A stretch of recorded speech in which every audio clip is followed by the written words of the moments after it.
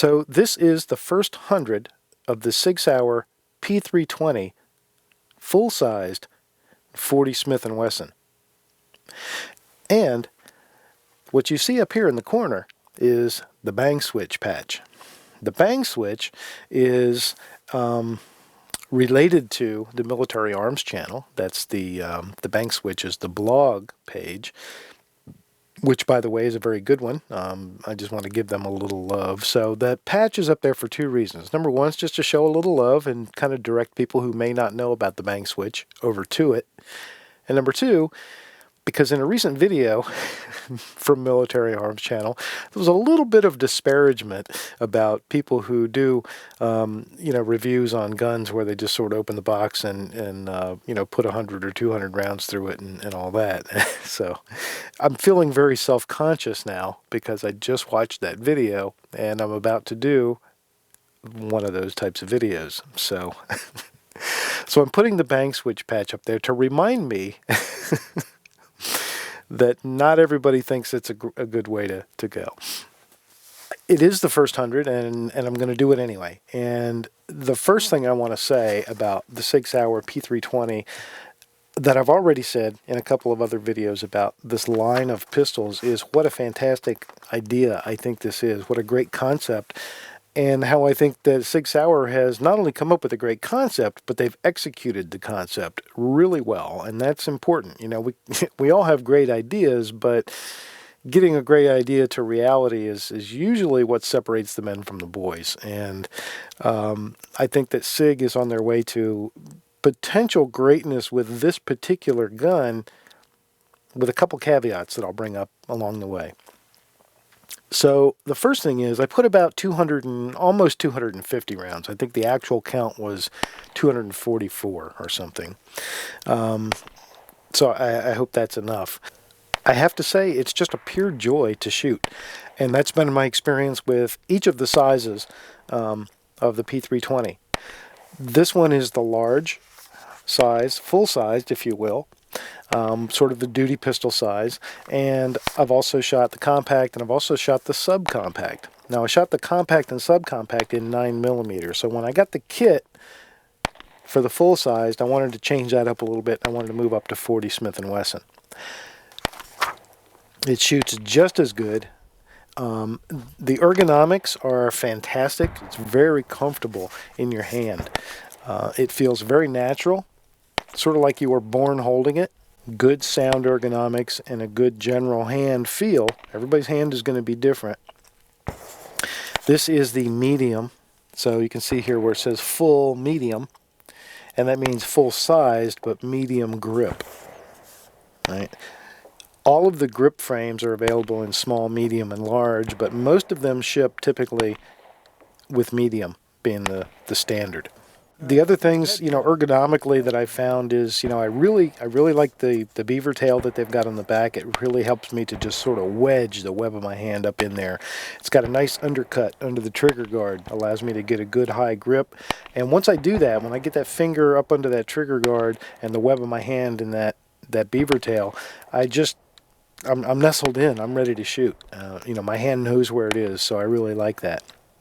The controls I like a lot on this gun, just as I have the other P320s and, SIGs in general.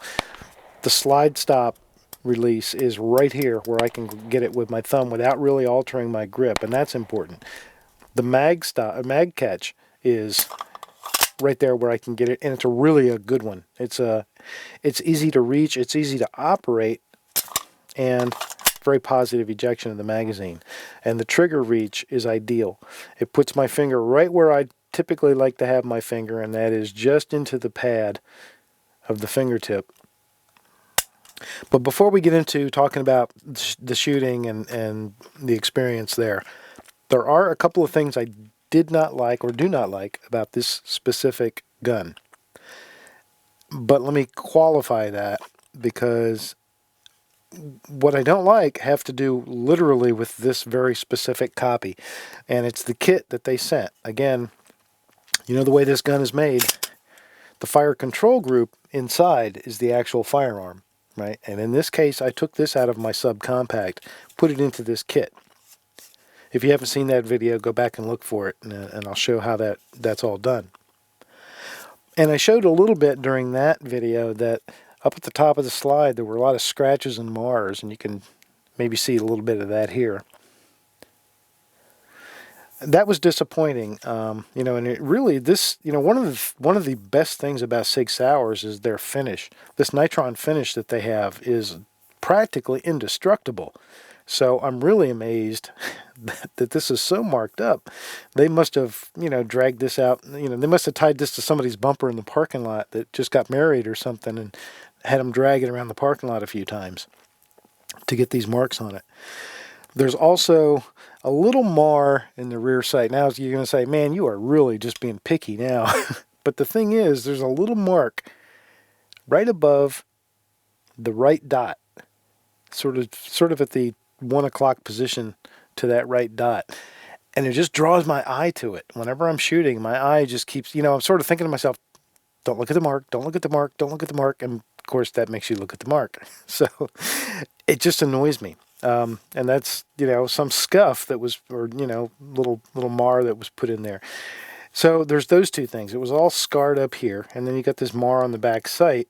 So it looks like it was not handled very well, right? It was improperly handled. And then I noticed something else when I was out shooting the gun. One of the things that I typically will do a lot of times when I'm shooting a gun is I will use the slide stop release as a way to release the slide. Right? I do that especially when I'm shooting a competition. I typically, when I'm bringing my support hand up to get my two-hand grip, I'm using my thumb on that control to release the slide. Well, guess what? And let me even take the magazine out just to show you. It's not the magazine. Can't do it. Cannot do it. Now, typically, I won't let the slide run home on an empty chamber, but I'm not too worried about it here. And of course we have the ambidextrous slide stop, and in this case it's slide stop on two sides that don't work. And I looked into that a little bit, being the curious sort that I am, and I found out why, and I will show this in a close-up later, but the notch for the slide stop is imperfect. It actually, it's either a burr or it was cut improperly so that it comes forward as it goes down. It doesn't come straight down. It's not a 90-degree angle. It actually comes in. It's got a bevel to it. So what happens is that creates basically a little lip that's caught underneath here, and it will not release. You've got to take the tension off the slide and let it release. So anyway, when you do a mag change, you got to rack that, you know, overhand or slingshot method, which is fine, but it's, again, when I'm going for speed, that's not how I do it. So, and it's not supposed to operate that way. The other two P320s that I have, you can easily release the slide using the slide stop release.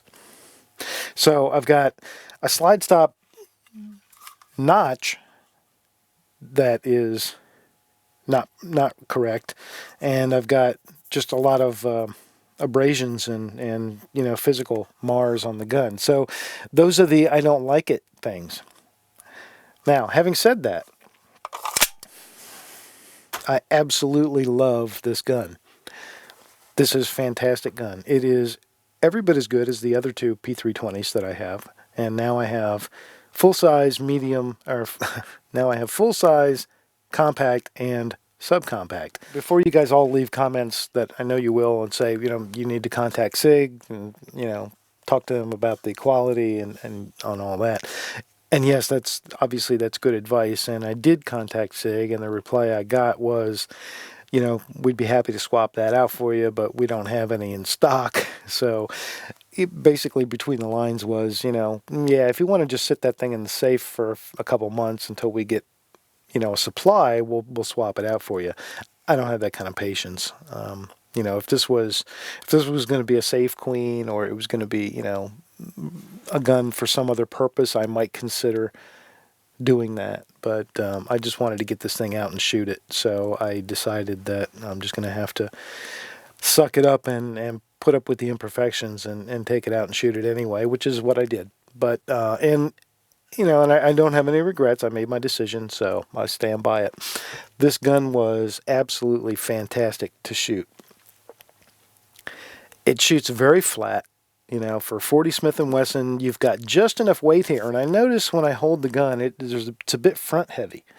So you've got just long enough barrel and slide that it starts to dip toward the front in terms of its balance. And that actually helps keep the gun flat when you shoot it. It helps reduce that muzzle rise.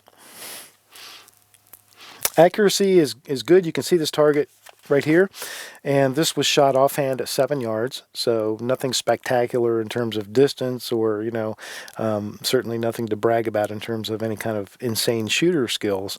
But just shooting offhand in a relaxed pace at 7 yards, it just puts them where you aim. It's an accurate gun, and I'm looking forward to making maybe a comparison between this gun and another gun where I'll stretch that out to 25 yards, and we'll do some rested shots and really do some comparing. Reliability initially, this first couple hundred rounds was very good. I had only one failure, and that was a stovepipe, and that was with a hand load.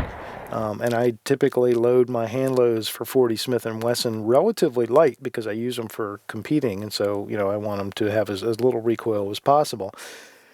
So that was obviously an issue with that particular round, not the gun. Okay, so just some of the details about this gun. It's got, first of all, I think it's a really nice looking pistol. That's very subjective, but I think this is a fine specimen of a handgun. They really have done a nice design. It's very simplistic, but yet it's just really elegant in its look. They've done a great job, and it looks like a SIG. You've got miles, miles and miles of front rail here. This is one of the longest front rails that I've ever seen on a handgun. Even guns with longer barrels typically don't have this much rail. I mean, you've got 3 inches of usable rail space. And that is, of course, 1913 Picatinny rail. And you've got 1, 2, 3, 4, 5 slots that you can use. So you could hang just about anything you needed to off the front of this thing. It's got a large trigger guard that I like. So if you're gonna, this is a duty size gun, this frame. So if you're going to use it as a duty gun, you want to be able to get a gloved hand, a gloved finger inside that trigger guard, and I think there's ample room to do that. It's a nice squared off trigger, so if you do like a squared off trigger, you'll like that. And again, very much a Sig Sauer in that respect. I already mentioned the undercut, which I like a lot. The magazine release is a really good control. Sig Sauer does a nice job in general with their mag releases, but this is one of the best. Across all of the P320s that I've used so far, I really like the mag release. It's a triangular shaped, which is interesting, but it's got good texture to it. They've cut nice grooves in it. It is metal. I presume that's probably aluminum. And it's just a really good control. It's easy to reach. It's very easy to depress it, and it has very positive ejection. Of course, the magazines are Mekgar magazines. They're top quality. One of the early observations that I made with the subcompact is the takedown lever and the size of it. I think it's far larger than it needs to be. I don't care so much how long it is, although that's fine, but it's not flat at all. It's if you look at it here, with the gun upside down, see how far that sticks out to the side? And there's just no reason that I can think of why that needs to be so obtrusive. And it's sort of wedge-shaped. So it's much thicker at the bottom. And yeah, it gives you it's easy to manipulate it, but I could manipulate it just as easy if it were flat. It doesn't need to stick out like that. And I think what they've done is they've kind of shot themselves in the foot, no pun intended, in terms of the overall width of the gun or thickness of the gun. So that said, everything else on the outside is very sleek. It is partially ambidextrous.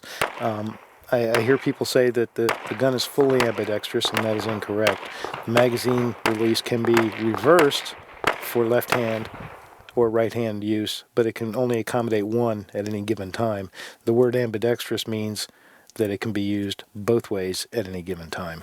So the gun is ambidextrous in only the slide stop release, being on both sides. The sights are great, and they are SIG light night sights. I had mentioned that before. 3-dot configuration, very functional, very useful. Good sight picture, good acquisition, no complaints. So for a point of reference, let me compare the size of the P320 to something in the family, but something you might be familiar with. If you haven't seen or held the P320, you'll need a reference point, and that good reference point will be the P227. P227, of course, is very close in size to the P226, but they are just ever so slightly different too. So let me compare these two.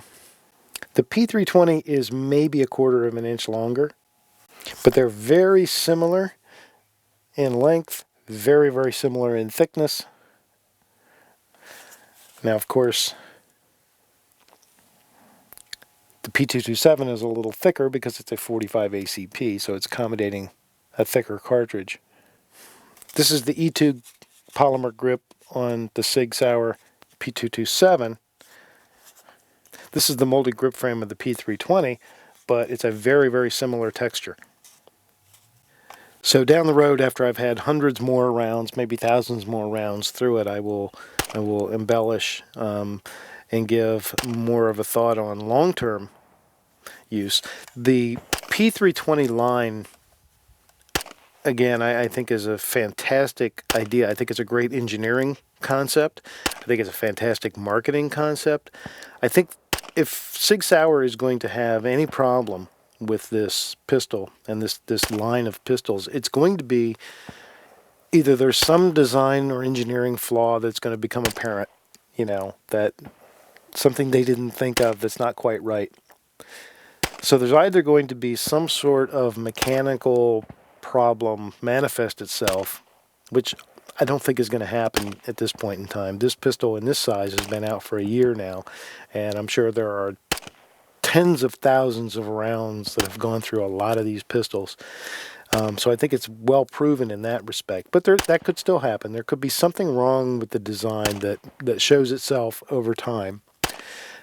The other thing that they could have a problem with is going to be more on the marketing end and the business end. And I think that's where they need to focus their energy. Because right now, the kits for this gun are almost impossible to buy. SIG Sauer just doesn't have them in stock. So they need to, they make a modular system with the idea that you can order the kit for other sizes and even other calibers and change them. That's only any good to us, the customer, if we can actually buy those kits. And right now you can't.